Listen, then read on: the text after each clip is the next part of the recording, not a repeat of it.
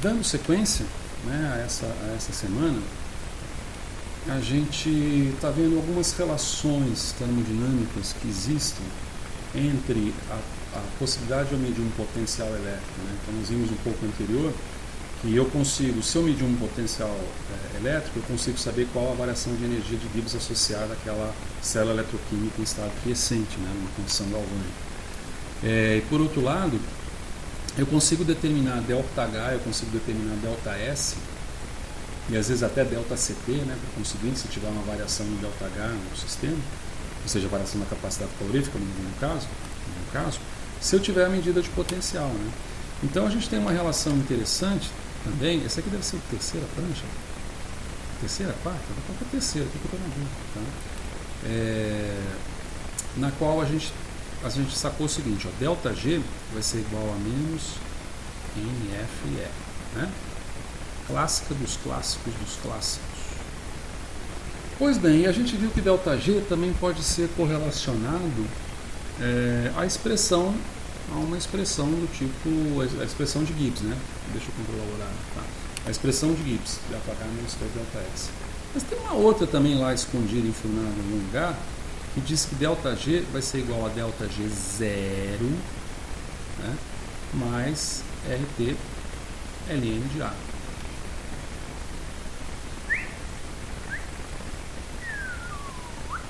Lembra disso em algum lugar? Aonde, o que eu tenho aqui? Eu tenho que esse A vai ser igual a atividade.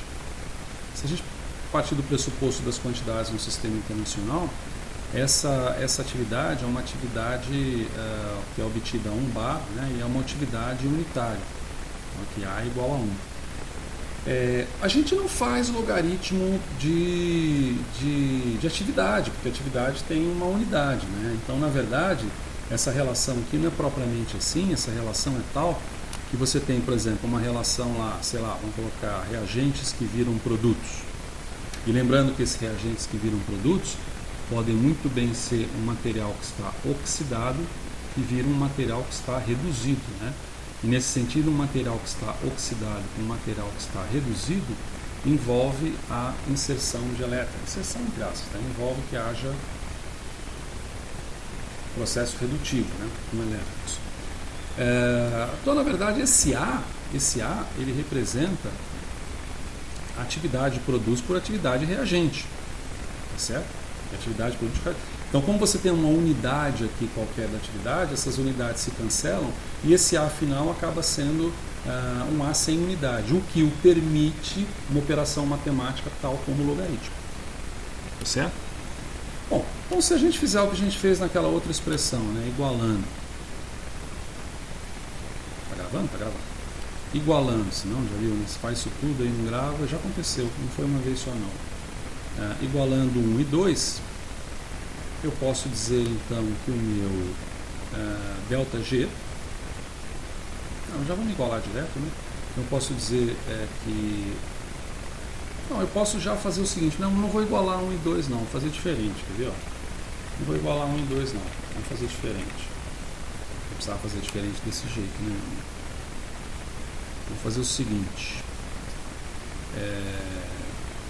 se 1 é 2, então inserindo,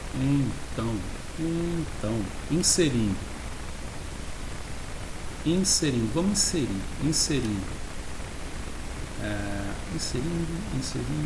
inserindo, vai, vamos colocar inserindo 1 em 2, a gente pode dizer então que ΔG, que vai ser igual a quê? Menos NFE, vai ser igual a ΔG0.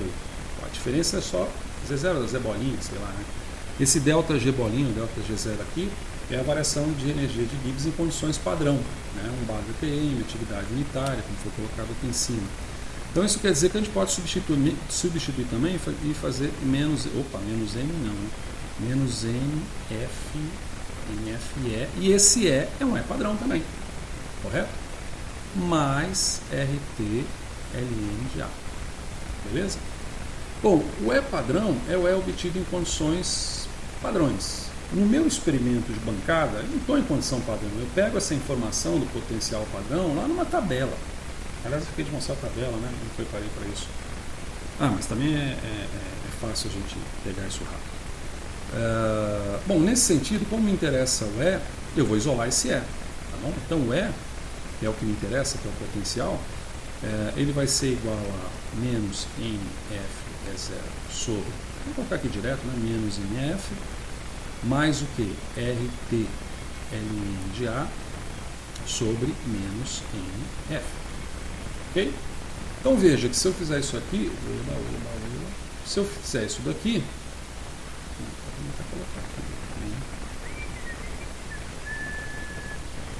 aí eu venho um pouco mais para cá.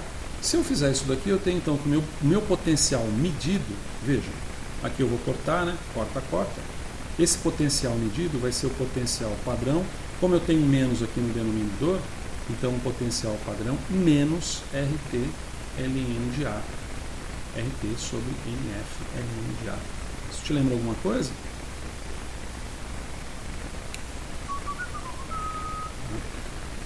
Eu posso dar sequência até um pouco mais em relação a isso. Posso dar sequência e colocar que, na verdade, essa atividade, ela pode que ela é representada por atividade de produto, por atividade de reagente, ela possa ser aproximada em situações diluídas de concentrações. Tá? Concentrações. Então eu posso ter, por exemplo, uma concentração.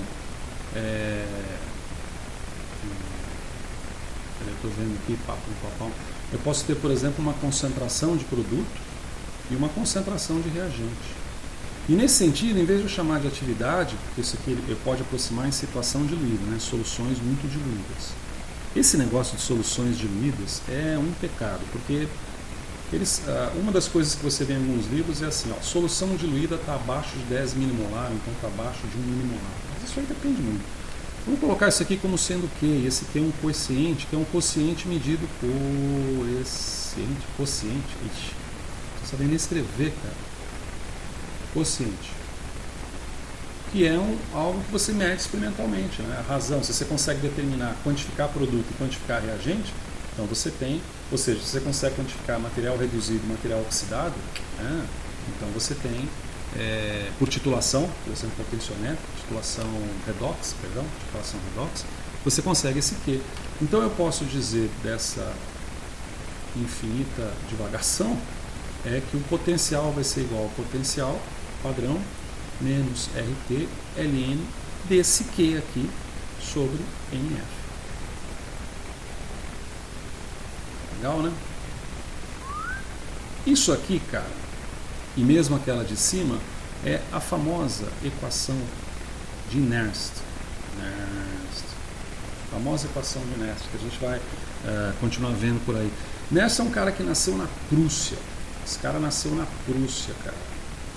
Que é mais ou menos, hoje seria a Polônia, uma grande área da Polônia, em 1864. É mole? Esse cara ele tinha mais ou menos 36 anos, quando ele descobriu que não dá para você medir, não é possível você medir, você mede diferença de potencial em sistemas eletroquímicos, você não mede potencial isolado na célula eletroquímica. Muito doido, né? E como se isso não bastasse, quando o cara tinha 42 anos, ele resolveu dar uma paradinha para pensar e inventou a terceira lei da termodinâmica, que é aquela lei que se refere ao comportamento a 0 Kelvin, né? Comportamento 0 Kelvin. Como se não bastasse, em 1918 esse cara pegou um Nobel. O Nobel dele foi em fotoquímica. Coisa pequena, né? O cara inventa uma lei da termodinâmica, etc e tal. Esse cara, como se não bastasse, foi também um inventor. Ele foi um inventor e patenteador? Eu vou colocar patenteador aqui, né? Vou colocar patente, senão fica feio. Ele foi um inventor e ele patenteou o que foi chamado de lâmpada de Nernst. E essa lâmpada de Nernst, deixa eu ver aqui se a gente consegue pegar por aqui a lâmpada de Nernst. Se a gente digitar, de pegar o teclado aqui que não está preparado para o teclado. Lâmpada de Nernst. Lâmpada de Nernst. Aí, ó, aparece um monte de coisas, tá? Aqui, a lâmpada de Nernst, forma primitiva de lâmpada incandescente elétrica, etc. Você pega imagem aqui, você vê um monte de coisa. Esse cara não só ele não só patenteou a lâmpada que levou o nome dele, como ele também foi dono da companhia elétrica que desenvolvia a lâmpada. E, quer dizer, não era só um cientista que tirava o prêmio Nobel, não era só um cientista que tirava o prêmio Nobel. Onde que volta aqui? Volta aqui. Como se não bastasse também, esse cara... não, esse aqui eu tenho que mostrar para vocês aqui, ó. Esse aqui eu tenho que mostrar para vocês aqui, senão não tem graça, ó. Nernst Moon. Deixa eu ver se isso aqui vai aparecer. Cratera lunar. Aqui que legal. Como se não bastasse, o cara tem uma cratera lunar no nome dele, para melhorar um pouco mais a situação. Tá? Tem uma cratera. Opa, eu tenho que escrever com a cratera, não posso escrever com a tarefa, tem que escrever com essa outra aqui. Então, ele tem uma cratera lunar no nome dele, a cratera de Nernst. Como diz aqui, né? Como cratera de Nernst. E como se não bastasse, o cara faleceu. Ele faleceu. Eita, faleceu bem feio. Ele faleceu em 1941, foi isso, 1941, após a aposentadoria. Olha que legal, após a aposentadoria. E diz a biografia dele, aposentado, e na aposentadoria o que ele fazia era pesca e caça. Sutil sujeito, né? Sutil sujeito. É interessante que nessa medida também de potencial, isso vale a pena a gente colocar uma outra cor, agora já estou meio perdido no horário aqui, mas vale a pena a gente colocar uma outra cor, lembra que foi meu item, né? Seja como for, vem para cá, fica mais fácil. Nessa medida de potencial, é bom que se diga quando a gente fala, cadê? Tá aqui. Ctrl C. Agora que eu achei, porque está batendo um sol aqui, eu não estou enxergando direito. Cadê o bichinho? Tá aqui, ó. Nessa medida de potencial, esse potencial aqui, nossa, ficou legal aqui essa técnica. Esse potencial aqui, que é o potencial da célula, né, que a gente viu que isso aqui é o potencial da célula, que também é o ENF, no Sistema Internacional de Unidades, ele é definido como sendo potencial 2, né, a diferença do potencial, no qual o potencial segundo é sempre maior ou no máximo igual ao potencial inicial. Bom, o que equivale a dizer na prática, tá? Então, o que equivale a dizer que na prática esse EMF ele adquire no sistema quiescente galvânico, não há perturbação de potência, você não está fazendo voltametria cíclica no sistema, tá? Você não está perturbando o sinal, não está fazendo impedância, perturbando com sinal sinusoidal, não. O sistema está quietinho e permitindo reações de oxirredução ali espontaneamente. Isso significa que como o potencial, o segundo potencial é maior do que o primeiro, é que esse daqui vai ser sempre maior do que zero também. Tá? Ele vai ser sempre maior ou igual a zero. O que significa do ponto de vista prático, tá? Que esse potencial aqui ele é mais oxidado e esse potencial aqui ele é menos oxidado.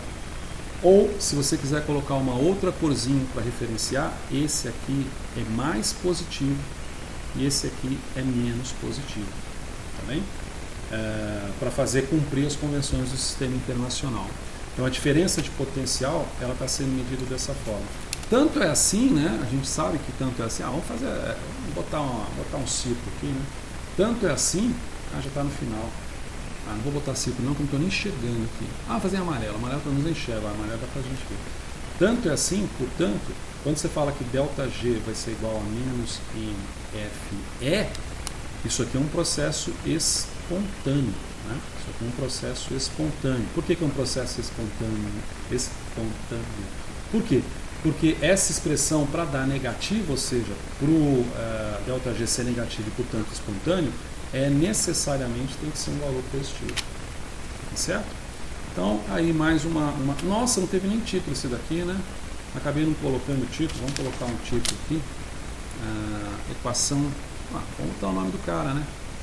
Equação de Nernst. Na verdade, eu não quis colocar né, o nome do sujeito, porque é mais gostoso manter surpresa, né? Tá bem? Então é isso. Nós vamos usar essa equação de Nernst trabalhando com o equilíbrio de sistemas de oxirredução. Por exemplo, se o sistema tiver em processo de oxidação, de perda de elétrons, o produto vai ser o material oxidado. Então esse Q aí, ele fica concentração de oxidado sobre reduzido, né? Vamos deixar isso mais para frente. Valeu? Muito obrigado.